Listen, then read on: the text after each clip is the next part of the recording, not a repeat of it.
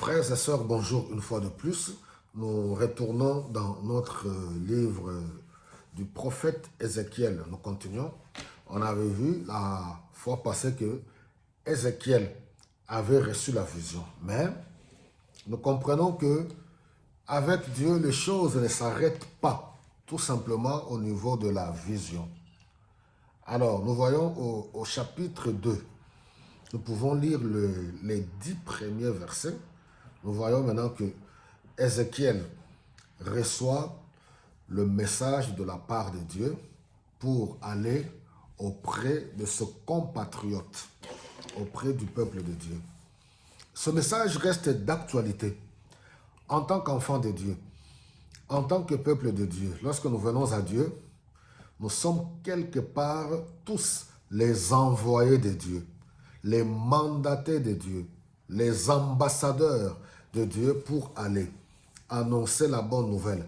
Dans cette période encore où nous sommes en train de commémorer la naissance du roi de rois, du sauveur de l'humanité, nous voulons encore nous encourager.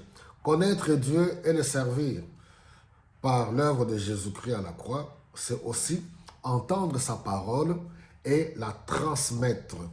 Alors, comme on voit, si vous lisez bien le chapitre 2, le 10 premiers versets, et même si vous pouvez aller jusqu'au 3e chapitre, nous voyons que c'est Dieu lui-même qui vient vers nous.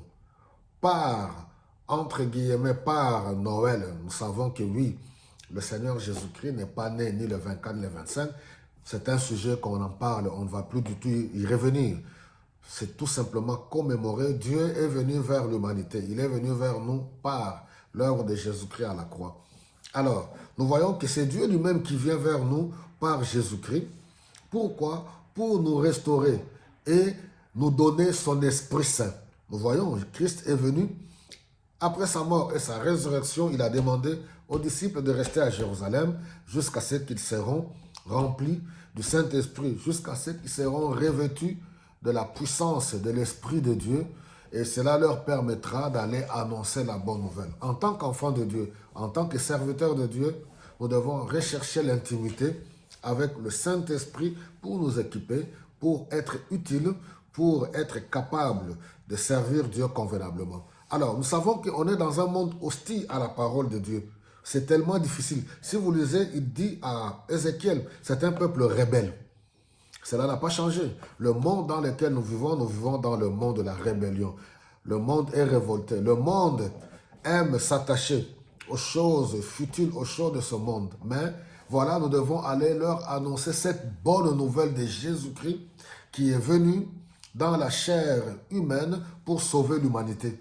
Le monde aimerait bien célébrer les fêtes, commercialiser les événements. Mais pour toucher le vif du sujet, toucher le noyau, le nœud du problème, la naissance du sauveur de l'humanité, ce message-là, le monde le rejette. Qu'allons-nous faire? Nous allons toujours, avec l'amour de Dieu, pour leur présenter. Dieu n'est pas venu pour détruire le monde, il est venu pour sauver l'humanité. Nous sommes face à un monde rebelle, à un monde qui aimerait bien, qui aime bien porter l'étiquette des religions. Mais nous comprenons que le salut n'est dans aucune religion, le salut n'est ni dans les coutumes, ni dans les traditions. Alors, nous voyons que nous qui sommes appelés de Dieu, nous devons nous approprier la parole. Comme on voit ici, on dit à Ézéchiel, il a mangé la parole. Parce que c'était des plaintes, c'était écrit de deux côtés, du dedans et du dehors. C'est vraiment le monde dans lequel nous vivons, c'est un monde qui est plongé dans la souffrance, dans les choses tellement horribles, mauvaises. Si Dieu pouvait nous ouvrir les yeux spirituels, déjà même avec les yeux physiques, quand on allume la télé, quelles sont les nouvelles que nous apprenons à travers le monde? Guerre, tuerie, atrocité, famine, misère, injustice. Et voilà, le Fils de Dieu est venu pour apporter la solution. Nous sommes porteurs de cette bonne nouvelle pour apporter la paix. Que le Seigneur nous aide, mes bien-aimés, à être ces canaux et que le monde, en dépit de l'hostilité, en dépit, oui, de l'adversité, rempli du Saint-Esprit, car le salut, la guérison est par Jésus-Christ et par la parole. Selon qu'il est écrit, il envoya sa parole et sa parole les guérit. Paix dans vos maisons, que le Seigneur vous bénisse abondamment.